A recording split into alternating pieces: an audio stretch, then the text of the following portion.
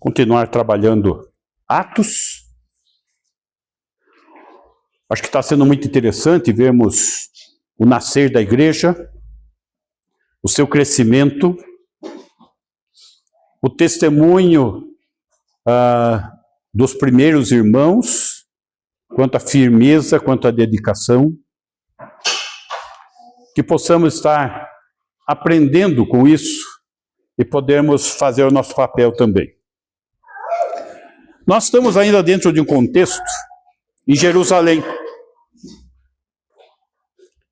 Ele está trabalhando a questão da expansão do Evangelho em Jerusalém, até o capítulo 6 vai ser isso. Ele ainda não está expandindo para fora, ele está só na cidade de Jerusalém. Essa expansão em Jerusalém, ela está encontrando uma oposição externa na cidade de Jerusalém. Então, o judaísmo oficial, diante do crescimento excepcional da comunidade messiânica, foi de assédio e intimidação. Vamos ver isso daqui, capítulo 4, versículo 1, que nós vimos da última vez. 4:1. Falavam eles ainda ao povo quando sobrevieram os sacerdotes, o capitão do templo e os saduceus, ou seja, o sinédrio. Ressentidos por ensinarem eles o povo e anunciarem em Jesus a ressurreição dentre os mortos. Prestem atenção. Qual que é o problema? Ressurreição dentre os mortos. Tá? Aqui vai levantar o primeiro ato jurídico deles. Versículo 3. E os prenderam, recolhendo-os ao cárcere até o dia seguinte, pois já era tarde. Qual que foi o ato jurídico? Estão pregando a ressurreição de Jesus. Então prenderam eles. 4. Muitos, porém, dos que ouviram a palavra, aceitaram. Aí está falando do povo já, judeu. Subindo o número de homens a quase 5.000. Continha rápida. Na época de Cristo, existiam cerca de 6.000 fariseus. 3.000 da primeira pregação, mais 5.000 da segunda pregação. O número de cristãos já é maior que o número de fariseus. 8.000. Então eles estão assustados com esse crescimento nessa velocidade. Em alguns dias passou o grupo mais forte que tem, que é dos fariseus. Ok? E com isso eles começam agressivamente indo lá e prendendo. Então, a resposta à pregação de Pedro, do povo, é grande, a despeito da prisão de Pedro e João. Lembrando que João estava junto. Agora, nós vamos ver qual foi a resposta apostólica à oposição externa do Sinédrio. Foi afirmar a obrigação que se tem de pregar o Evangelho. Essa foi a resposta. A última ordem de Jesus foi ir e pregai. Então, eles estão diante dessa resposta, foi que eles colocaram para o Sinédrio. Vamos compreender um pouquinho mais o contexto. Versículo 5. No dia seguinte, à prisão, reuniram-se em Jerusalém as autoridades, os anciãos e os escribas. Toda a cúpula do Sinédrio. 6. Com o sumo sacerdote Anás, Caifás, João, Alexandre e todos os que eram da linhagem do sumo sacerdote. Vamos entender esses dois versículos primeiro. O Sinédrio está reunido.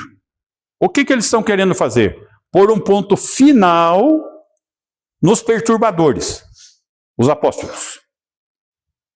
Mas acabou sendo mais uma oportunidade de pregação em Jerusalém ainda.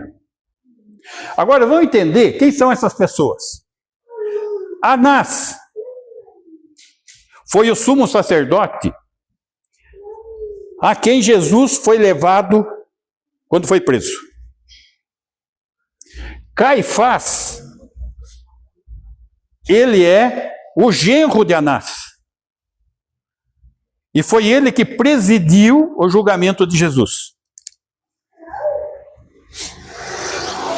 Eles estão diante dos dois algozes do julgamento de Jesus, condenação, crucificação e morte.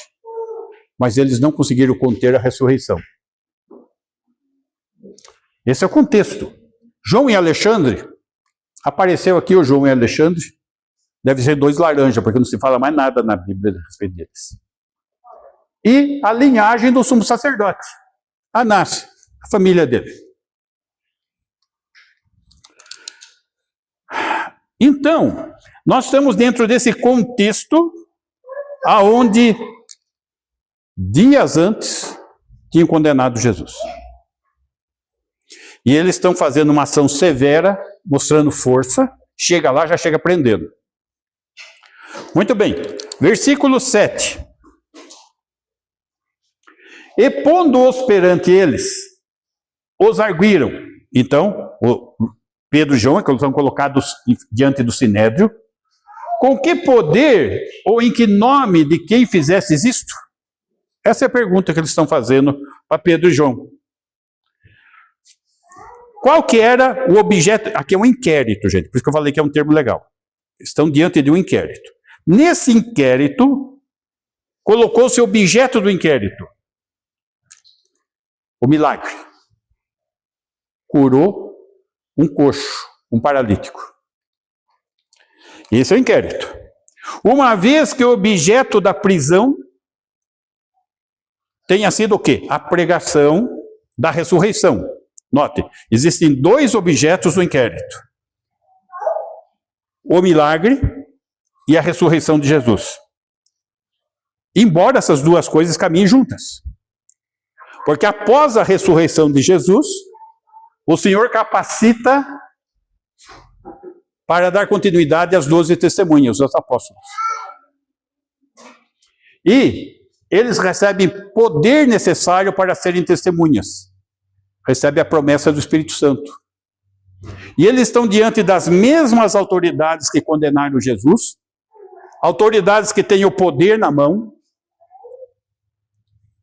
e o Senhor os capacita para enfrentar essa situação.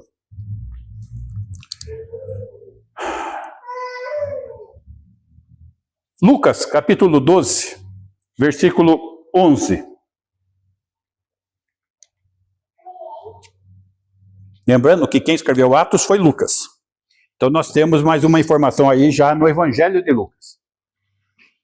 Quando vos levarem às sinagogas e perante os governadores e as autoridades, não vos preocupeis quanto ao modo por que respondereis, nem quanto às coisas que tiverdes de falar.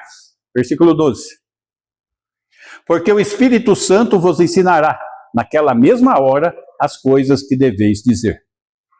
Existe aqui uma promessa, uma profecia de capacitação para os apóstolos estarem diante das autoridades. E essa capacitação veio em Pentecostes, com a promessa do derramamento do Espírito Santo. Essa promessa, ela se estendeu à igreja. Da mesma maneira como o Espírito Santo os capacitou, pode nos capacitar a pregar. O que temos feito com esse Espírito Santo que nos selou?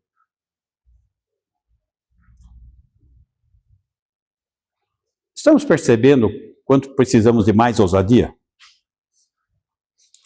Ele deu o Espírito, ele dá a capacitação, ele deu a palavra. Agora a nossa parte, gente. Quando Pedro curou pelo poder do Espírito, pela autoridade de Jesus Cristo, aquele coxo, o que ele fez? Deu a mão para ele levantar. E ele levantou com tudo. Mas teve que ter um ato dele. Deu a mão. assim depende de nós.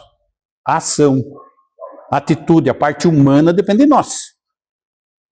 A parte divina, ele está garantindo. Muito bem. Então Pedro, diante do Sinédrio, lembrando que o Sinédrio representa a nação de Israel, estão na época do Império Romano. O Império Romano não ia conversar com todos os cidadãos de Israel. Eles iam conversar com o Sinédrio.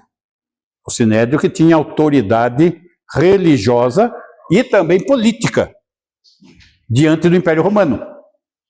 Tá? Então o Sinédrio tem muita importância porque eles tinham essa autoridade.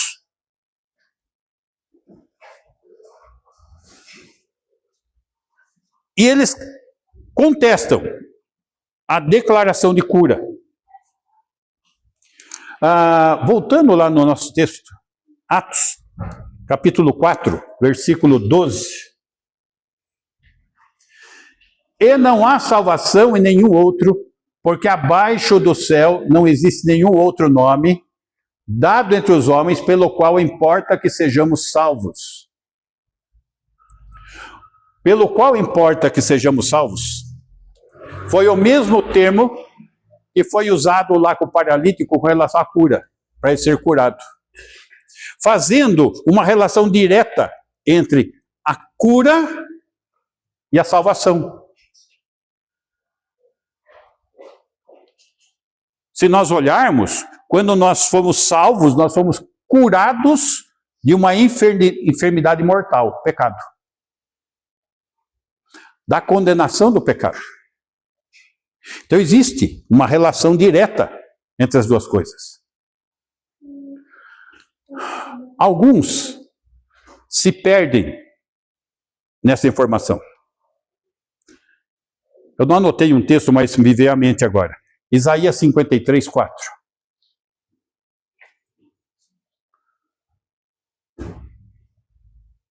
Isaías 53, verso 4. Certamente, ele, Jesus, tomou sobre si as nossas enfermidades, e as nossas dores levou sobre si. E nós o reputávamos por aflito, ferido de Deus e oprimido.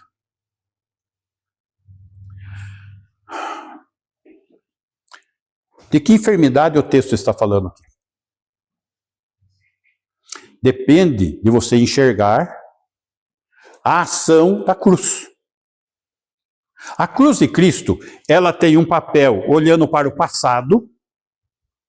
Nós nascemos condenados, porque o salário do pecado é a morte, e nascemos pecadores. Precisamos ser resgatados dessa condenação que foi gerada no passado. Essa cruz tem uma ação para trás, então, para o passado. Tem uma ação no presente, aonde andai no Espírito e jamais satisfareis a concupiscência da carne.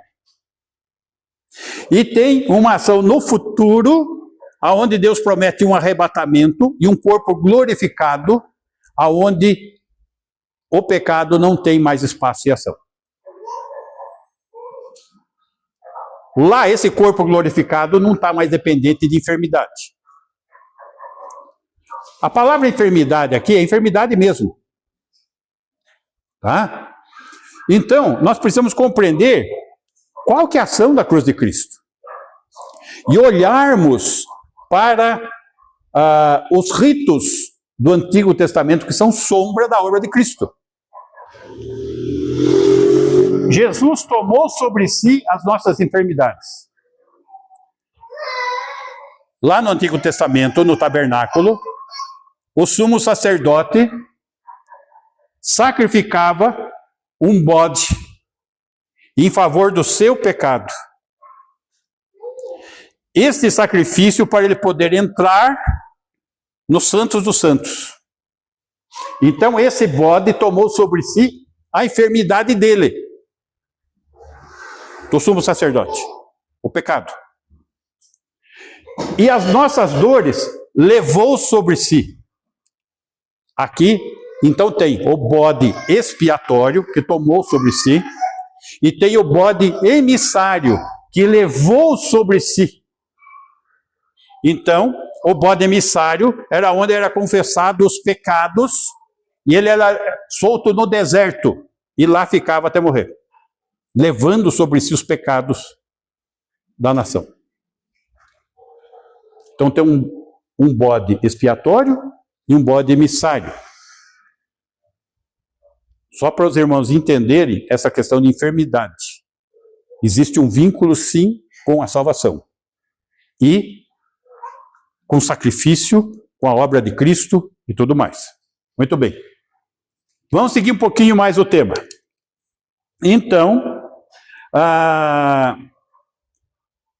para que sejamos salvos ou curados,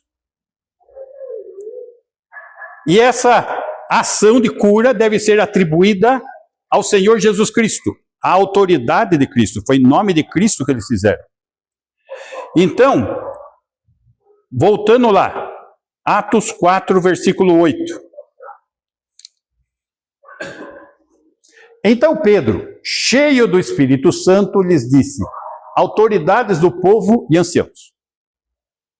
Ele está dirigido com uma promessa que nós vemos em Lucas, certo? Verso 9.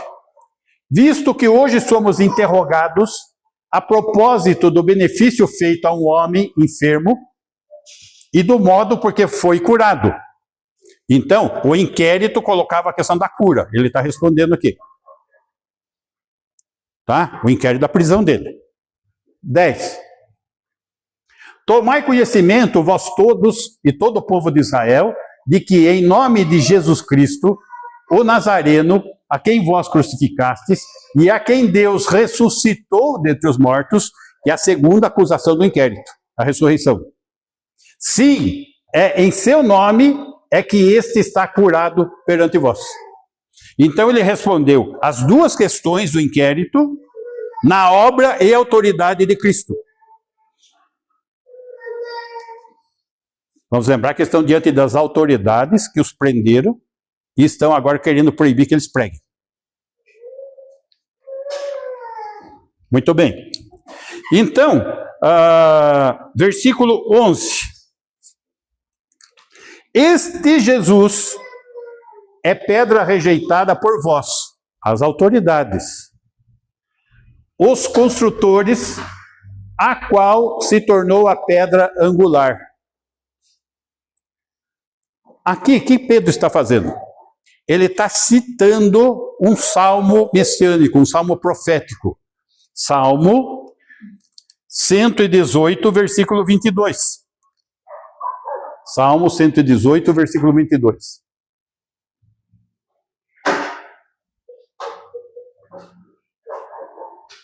A pedra que os construtores rejeitaram, essa veio a ser a principal pedra angular. Ele está citando este versículo do Salmo, tá? Salmo 118. Meus irmãos, olha só. Salmos, 1000 anos antes de Jesus. A citação da promessa do Espírito Santo, que Lucas cita que ia capacitar, tá? Algum tempo, poucos anos antes do cumprimento. Então, note que existe um lapso de tempo de 1000 anos para chegar aqui.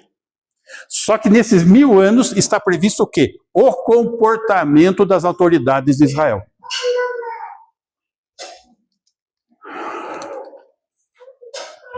Então, esse texto é um texto que nós podemos chamar de dupla referência.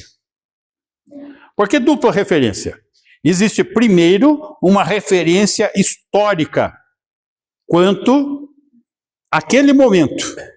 Então, aquele momento, lá atrás, 1000 anos atrás, ele está se referindo a quem? Ao rei de Israel, naquela época. Tá? Que as nações em volta estavam querendo invadir, porque elas estavam se julgando capazes de conquistar a nação de Israel. Mas, o que aconteceu? Deus deu a vitória para o rei, fazendo dele a principal pedra angular. Então, esse é o primeiro aspecto. O segundo aspecto, por isso é dupla referência, é um aspecto profético, se referindo a Jesus Cristo. E como nós sabemos claramente que é Jesus Cristo? Porque Jesus explicou esse texto. Vamos lá. Mateus, capítulo 21, versículo 42.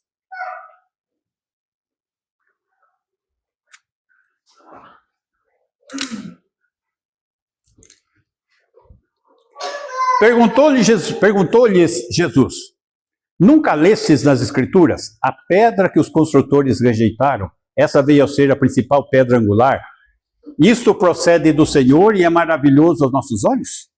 Agora, 43.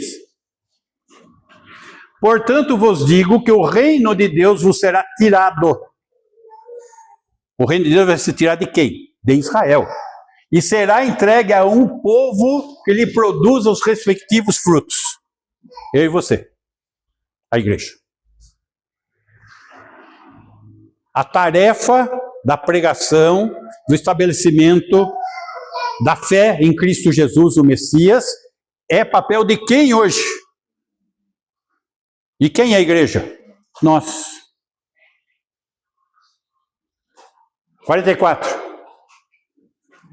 Todo o que cair sobre esta pedra ficará em pedaços. Ele promete juízo para aqueles que não creem e para aqueles que desobedecem. E aquele sobre quem ela cair ficará reduzido a pó. Muito bem. Vamos entender um pouquinho o contexto disso aqui. Versículo 35.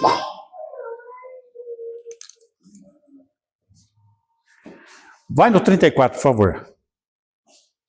Ao tempo da colheita, enviou os seus servos aos lavradores para receber os frutos que lhe tocavam. Aqui, aonde está lavrador, poderia ser traduzido também arrendatário. Então, o Senhor está falando que ele é o dono da terra e que ele arrendou a terra. E o arrendatário faz o quê? Ele recebe parte da colheita. Não é isso? Muito bem. 35.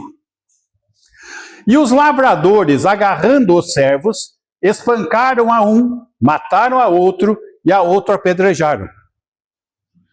Os servos do dono da terra. Quem são os servos da dona da terra? Os profetas que ele enviou. E mataram os profetas. 36. Enviou ainda outros servos em maior número e trataram-nos da mesma sorte. Mataram todos. 37. E por último, enviou-lhes o seu próprio filho, dizendo: a meu filho respeitarão. Note, ele está contando uma parábola aonde está falando da nação de Israel, como a nação de Israel tem tratado os profetas de Deus e como, em função desse comportamento, ele envia Jesus Cristo, o seu filho. 38. Mas os lavradores, vendo o filho, disseram entre si: este é o herdeiro. Ora, vamos, matemo-lo e apoderemo-nos da sua herança. Não foi isso que aconteceu? Quando Jesus ressuscitou a Lázaro, o que eles fizeram diante da ressurreição de Lázaro? Assim, como que vai ficar nossa situação diante do Império Romano? Convém nós matarmos a ele, para que nós não percamos o domínio que temos. Essa é a situação. Então, aqui nós estamos diante de uma parábola que está explicando os acontecimentos. Versículo 39. E agarrando-o, lançaram-no fora da vinha e o mataram. Mataram o Filho de Deus. 40. Quando, pois, vier o Senhor da vinha, que fará aqueles lavradores, que aqui está no lugar de Israel? Eles são arrendatários. 41. Responderam-lhe: fará perecer horrivelmente a esses malvados, e arrendará a vinha a outros lavradores que lhe remetam os frutos nos seus devidos tempos. Nossa.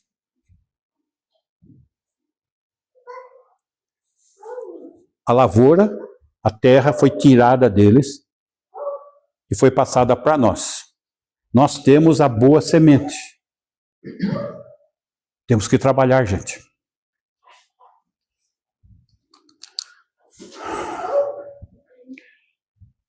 Então, nós estamos diante, então, da rejeição profética, lá no Antigo Testamento, porque nós vimos o texto lá em Salmo, 1000 anos antes. Jesus, no seu ministério, ele interpreta o texto, versículo 43. Portanto vos digo que o reino de Deus vos será tirado e será entregue a um povo que lhe produz os respectivos frutos. Ele interpretou o texto, ele explicou o texto, com relação a Israel e com relação a nós. Mateus, profeticamente, a igreja não tinha nascido ainda. A igreja vai nascer em Atos, em Pentecostes. Então a parábola, ele está tratando da videira infrutífera. E a videira sendo infrutífera vai revelar o severo juízo de Deus que Israel carregou essa longa história de rejeição espiritual do Senhor. Então é tirado de Israel e entregue à igreja. Agora, vamos ver o que Pedro fala com respeito ao nosso papel diante de tudo isso. Voltando lá em Atos, capítulo 4, versículo 11. Este Jesus é pedra rejeitada por vós, os anciãos, o sinédrio, os construtores, a qual se tornou pedra angular. Está falando de Jesus. Muito bem. Vamos ver o que Pedro fala mais a esse respeito. Primeira carta de Pedro, capítulo 2, versículo 4. Aqui vai mostrar algumas coisas que nós crentes precisamos ser. Então, os crentes precisam respeitar a obra salvadora de Cristo. Chegando-vos para ele a pedra que vive, rejeitada, sim, pelos homens, mas para com Deus eleita e preciosa. Então, precisamos chegar a quem? A Jesus. Ele é a pedra que vive. Ele é a pedra rejeitada. Então, aqui ele é apresentado como pedra viva. Tá? Rejeitada, pedra que vive. Pedra viva. Tá? Ele é apresentado como pedra viva. Então, nós precisamos o quê? Respeitar a obra de Cristo. Segundo aspecto, perceber qual que é o novo papel que nós temos. Versículo 5. Também vós mesmos, como pedras que vivem, note, nós fazemos parte da igreja, o edifício de Cristo, e esse edifício tem pedras para construir, onde cada crente é uma pedra, e é uma pedra viva, como pedras que vivem. Sois edificados casa espiritual, para ser de sacerdócio santo, a fim de oferecer de sacrifícios espirituais agradáveis a Deus, por intermédio de Jesus Cristo. Que é o culto, que é a adoração, que é tudo que fazemos para a glória dele, a maneira como devemos viver, como que nós vamos viver essa nova vida. Somos pedras que vivem. Então nós temos um papel nessa sociedade aqui, que jaz em trevas. Nós temos um papel nessa comunidade, igreja espiritual, que foi escolhida por Deus como pedras vivas. Muito bem. Então os crentes precisam perceber seu novo papel. E precisam o quê? Receber pela fé a promessa da pedra angular. Vamos lá, versículo 6. Por isso está na Escritura: eis que põe em Sião uma pedra angular, eleita e preciosa, e quem nela crer não será de modo algum envergonhado. Note, aqui ele está citando também um versículo do Antigo Testamento. Só que tem uma diferença lá e uma diferença aqui. Aqui não será envergonhado. Vamos ver o texto lá para ver qual que é a diferença. Isaías 28, versículo 16. Isaías 28, 16. Portanto, assim diz o Senhor Deus: eis que eu assentei em Sião uma pedra, pedra já provada, pedra preciosa, angular, solidamente assentada. Aquele que crer não foge. Aqui tem uma outra informação também. Não fugir. E lá no nosso texto, ele está, então, trazendo as duas situações, né? Onde nós devemos ser salvos da humilhação também. Então, perceba só. Então, voltando lá no versículo 6.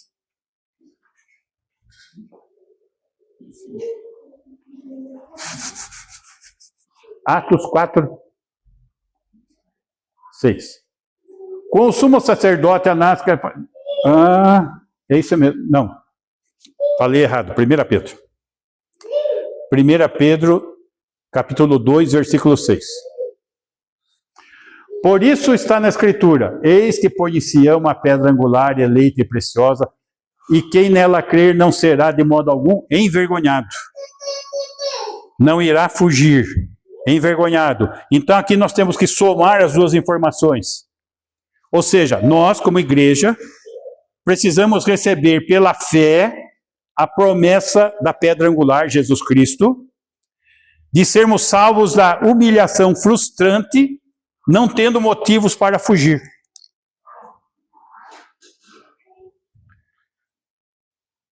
Tem hora que desanimamos. Tem horas que a nossa motivação fica lá embaixo. Tem hora que estamos frustrados.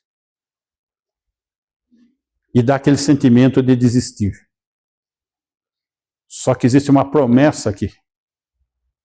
Para não permanecermos nessa condição e não podermos fugir dela. Isso. Tá? Muito bem. Então, precisamos receber a promessa da pedra angular.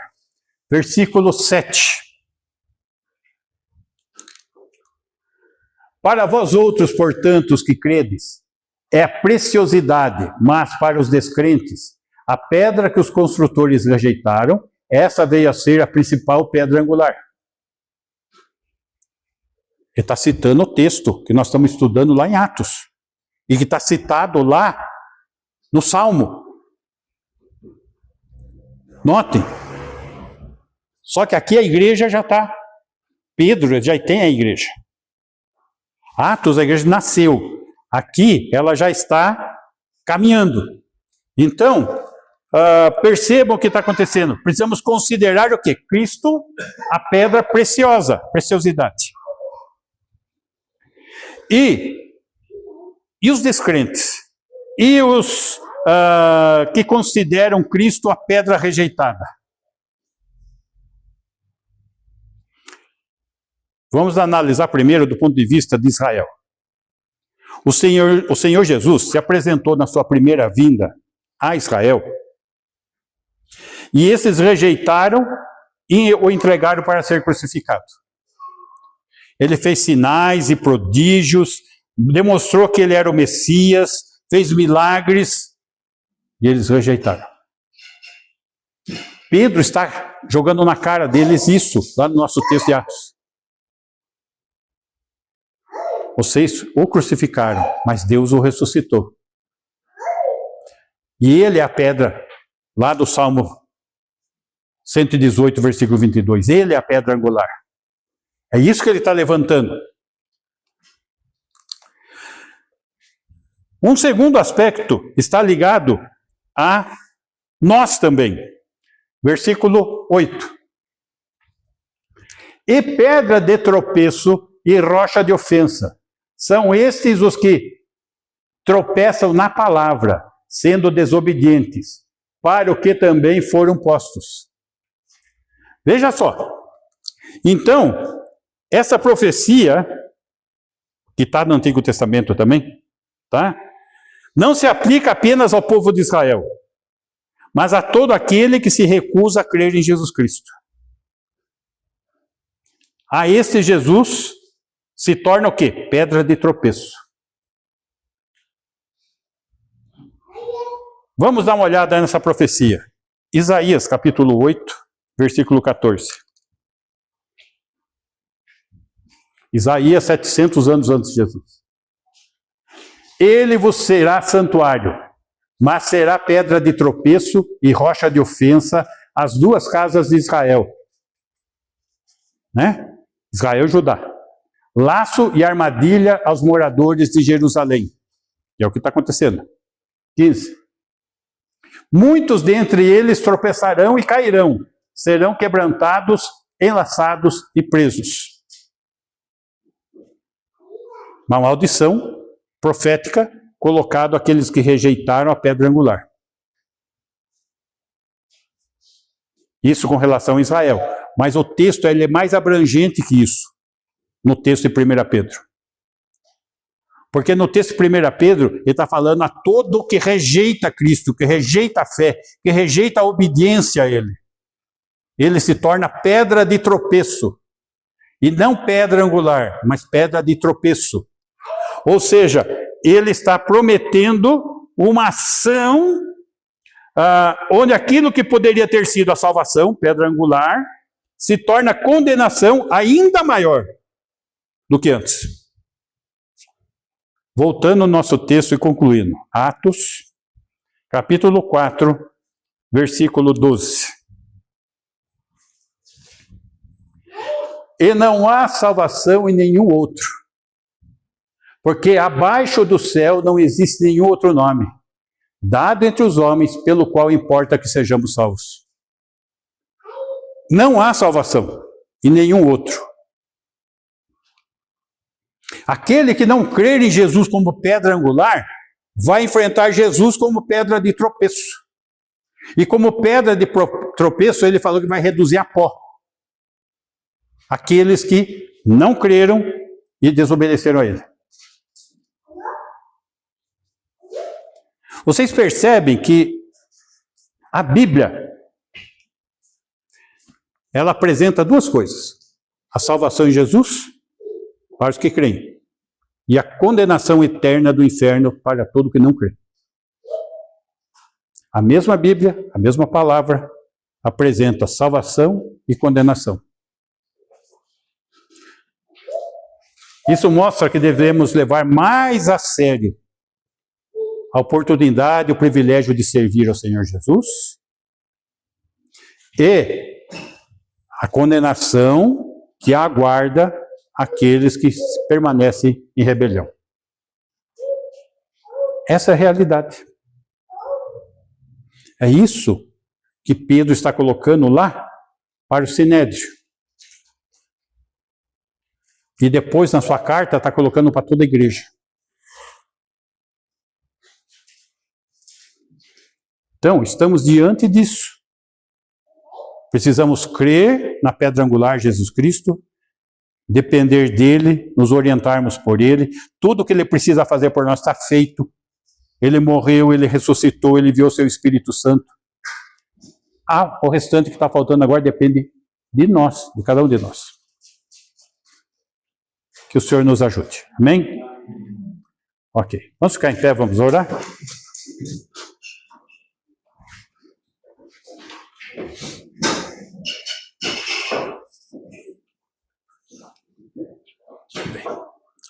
Senhor, agradecemos porque o Senhor se apresenta a nós como Salvador, Remidor, que nos traz uma viva esperança, aonde nos encontramos em batalhas terríveis, num território hostil, onde Satanás impera, mas já temos a vitória da guerra em tuas mãos.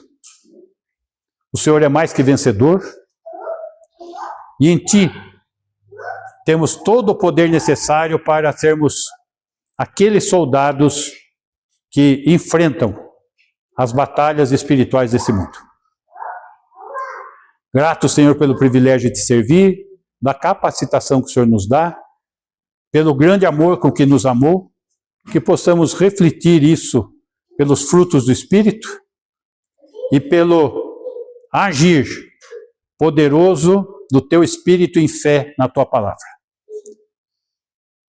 Que possamos cumprir a tua vontade, Senhor, e colocar nossas vidas na pedra angular.